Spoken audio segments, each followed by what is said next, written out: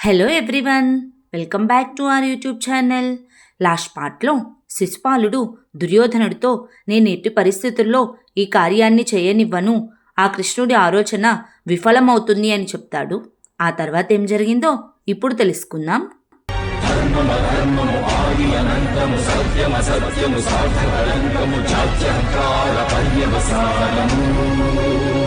శక్తి ఇదే, భక్తి ఇదే, జీవన్ ముక్తికి మార్గమిదే. పంచమ వేద సారం మహాభారతం, కృష్ణుడు చూపిన లీల ఇది, జీవన వేద మార్గమిది, గీత జనించిన క్షేత్రమే ఇది మహాభారతం.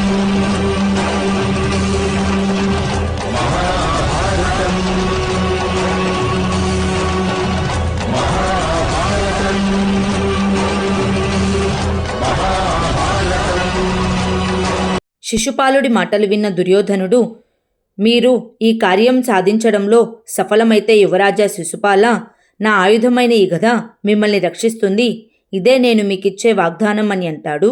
వెంటనే శిశుపాలుడు దుర్యోధనుని చూసి, నీ వంటి మూర్ఖుడైన వాడి అవసరం నాకు ఎప్పటికీ రాదు దుర్యోధన, నన్ను వధించగలిగిన వాడు ఒక్కడే, నా నుంచి నా 2 భుజాలను, నా 3వ కంటిని హరించినవాడు వాడే ఆ శ్రీకృష్ణుడు. కానీ వాడు నన్ను చంపలేడు కదా, ఎందుకంటే వాడు మా అమ్మకి వాగ్దానం చేశాడు, నేను చేసే 100 తప్పుల వరకు క్షమిస్తానని చెప్పి. అయినప్పటికీ మీరు నాకు సహాయం చేస్తానంటే నాకు పరమానందం కలుగుతుంది అని అంటాడు. ఆ తరువాత యుధిష్ఠిరుడు ద్రౌపది చేస్తున్న యజ్ఞం పూర్తవుతుంది. అక్కడ ఉన్న మహర్షి, మీరు సింహాసనంపై ఆసీనులై అతిథులకు అర్ఘ్యప్రదానం చేయండి. అది పూర్తయిన తర్వాత 4 సామంతరాజులు మీ సింహాసనంపై ఛత్రస్థాపన చేస్తారు. ఆ తర్వాత మీరు ఏకఛత్రాధిపతిగా వెలుగొందుతారు, మీకు శుభం కలుగుగాక అని దీవిస్తాడు. ఆ తరువాత యుధిష్ఠిరుడు, సభాసతులారా, మా అమ్మ ఒక వాగ్దానం చేశారు, తమ కొడుకుల రాజ్యం స్వతంత్రమైన తర్వాతే తాము ఇంద్రప్రస్థంలో అడుగు పెడతామని. తన ప్రతిజ్ఞ కారణంగా మేము శ్రమకు పరాక్రమానికి బద్ధులమైనాము. మా పూజ్య పితామహులు భీష్ముల వారిచ్చిన శిక్షణ కారణంగానే మేము ఆ శ్రమను పరాక్రమాన్ని ప్రదర్శించగలిగాము. కనుక వారిరువురికి పాదాభివందనం చేసిన తర్వాతే సింహాసనాన్ని అధిష్ఠిస్తాను. మా అమ్మను భీష్ముల వారిని స్వాగతిస్తున్నాను అని చెప్తాడు. అప్పుడే కుంతీదేవి, భీష్ముల వారు సభలోకి అడుగు పెడతారు. అందరూ రాజమాత కుంతీదేవికి, మహితాత్ములు భీష్ముల వారికి జయ అని నినాదాలు చేస్తూ ఉంటారు. యుధిష్ఠిరుడు, ద్రౌపది భీష్ముల వారి దగ్గర ఆశీర్వాదం తీసుకుంటాడు. భీష్ముల వారు వారిని ఆశీర్వదించి, మీరు నిర్మించిన ఈ నగరాన్ని చూస్తుంటే నాకు ఎంతో గర్వంగా ఉంది. మీరందరూ మీ అమ్మకు ప్రణామాలు చేయండి. ఆమె సంఘర్షణలకు నేను సాక్షిభూతుడను. ఆమె సంఘర్షణల ఫలితాన్నే మీరందరూ అనుభవిస్తున్నారు అని చెప్తాడు. ఆ తర్వాత యుధిష్ఠిరుడు, ద్రౌపది కుంతీదేవి దగ్గర ఆశీర్వాదం తీసుకుంటారు. కుంతీదేవి వారిని ఆశీర్వదిస్తూ, పుత్ర యుధిష్ఠిర, రాజు ఈశ్వరుడికి తప్ప వేరెవ్వరికీ సాష్టాంగ నమస్కారం చేయరాదు అని అంటుంది. అప్పుడు యుధిష్ఠిరుడు, అమ్మా, ఈ సాంప్రదాయాన్ని త్యజించకపోతే నేను సింహాసనాన్ని అధిష్ఠించలేను అని అంటాడు. వెంటనే కుంతీదేవి అందరినీ దగ్గరికి తీసుకుంటుంది. ఆ తరువాత యుధిష్ఠిరుడు, ద్రౌపది సింహాసనాన్ని అధిష్ఠించడానికి వెళ్తూ ఉంటారు. అది చూసిన దుర్యోధనుడు శిశుపాలుడితో, యజ్ఞం పూర్తి కావస్తుంది యువరాజా శిశుపాల, ఇంతవరకు మీరు యజ్ఞాన్ని అపవిత్రం చేయలేదు అని అంటాడు. వెంటనే శిశుపాలుడు, ఇంకా కొన్ని విధి విధానాలు ఉన్నాయి యువరాజా దుర్యోధన. మొదట యుధిష్ఠిరుడు సింహాసనాన్ని అధిష్ఠించాలి, అప్పుడు వానికి అభిషేకం జరగాలి. ఆ తర్వాత సభకు వచ్చేసిన రాజులు, ఋషులకు అర్ఘ్యం ఇవ్వాలి. అలా అర్ఘ్యాన్ని ఇవ్వకపూర్వమే రాజసూయ యజ్ఞానికి ఏదైనా ఆటంకం కలిగితే ఆ యజ్ఞం విఫలమైందే అంటారు కదా యువరాజ దుర్యోధన. ఇంత పెద్ద కార్యక్రమంలో 1-2 తప్పులు జరుగుతూనే ఉంటాయి. నేను ఆ తప్పుల కోసమే వేచి చూస్తున్నాను అని అంటాడు. అప్పుడే దుశ్శాసనుడు, మరి ఆ సింహాసనం ఎక్కడ ఉంది? సామ్రాట్ అయి ఉండి భూమి మీద కూర్చుంటాడా అని అడుగుతాడు. అదే సమయంలో ప్రజలందరూ సామ్రాట్ యుధిష్ఠిరుల వారికి, సామ్రాజ్ఞి ద్రౌపదికి జయని నినాదాలు చేస్తూ ఉంటారు. అప్పుడే ఒక మాయలాగా సింహాసనం వస్తుంది. యుధిష్ఠిరుడు, ద్రౌపది ఆ సింహాసనంపై ఆసీనులవుతారు.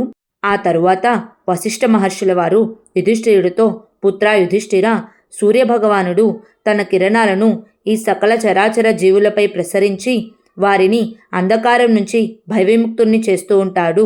అదేవిధంగా నీపై నమ్మకం ఉంచి నేను ఏకఛత్రాధిపతిగా గుర్తించి గౌరవించున ఇక్కడున్న రాజులందరి మీద నీవు అభయజలాన్ని జల్లించి వారిని భయవిముక్తుల్ని చేయి. ఏకఛత్రాధిపతిగా ఇదే నీ తదుపరి కర్తవ్యం అని చెప్తాడు.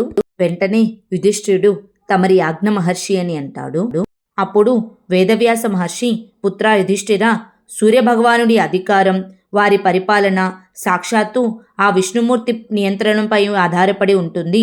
అదేవిధంగా చక్రవర్తి అయిన ఒక రాజు వేరొకరి అధికారాన్ని స్వీకరించాలి. అదే ఉచితమని శాస్త్రాలు చెబుతున్నాయి.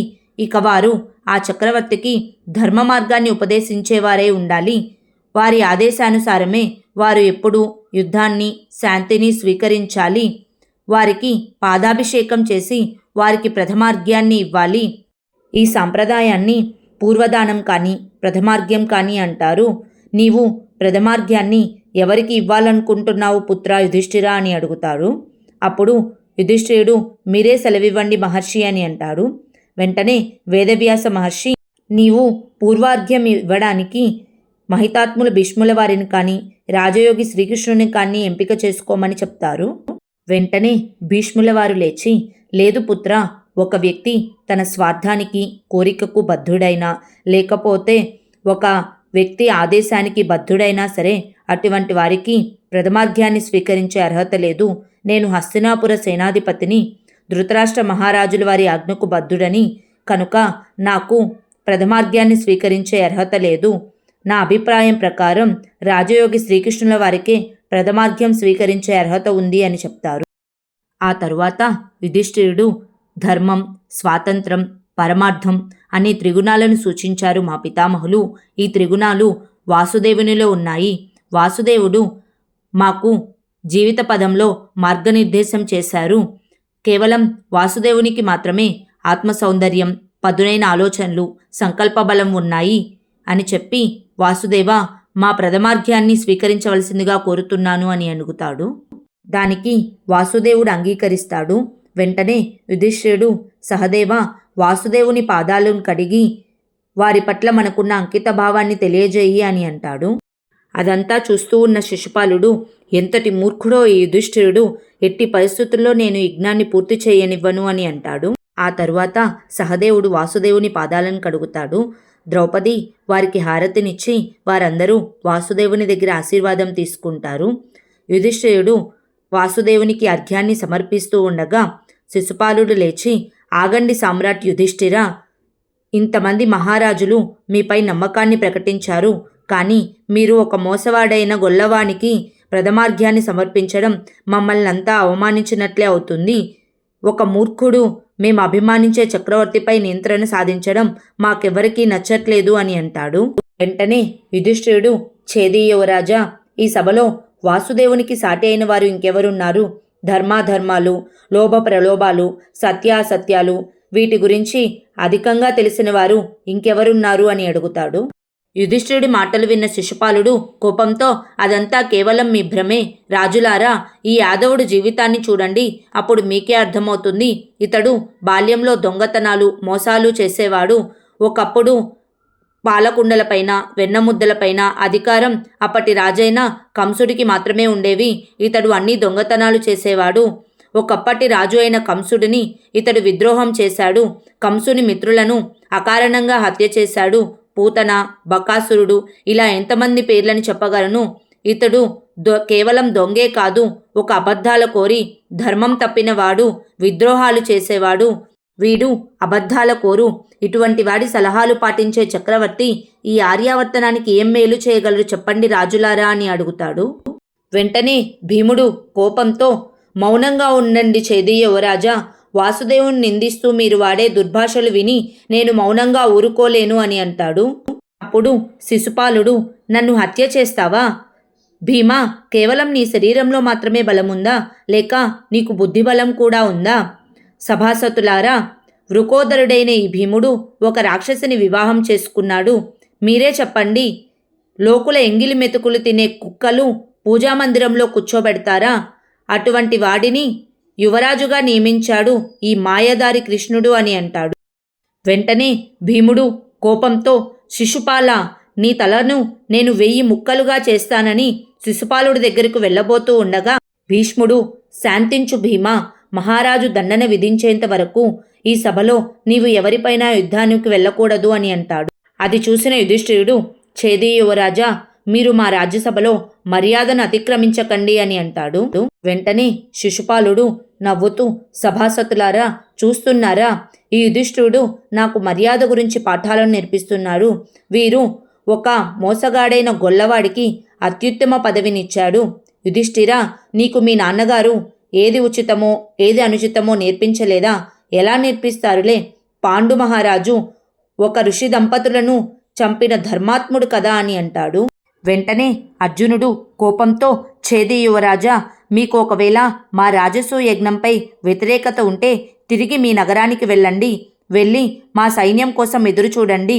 నేను మీకు ప్రమాణం చేస్తున్నాను, మీకు మృత్యువు కబలించక పూర్వమే మా పెద్దన్నయ్య సింహాసనం అధిష్ఠించడు. మీరు ఈ సభలో అపశబ్దాలు మాట్లాడి మీ పరువును పోగొట్టుకోకండి అని అంటాడు.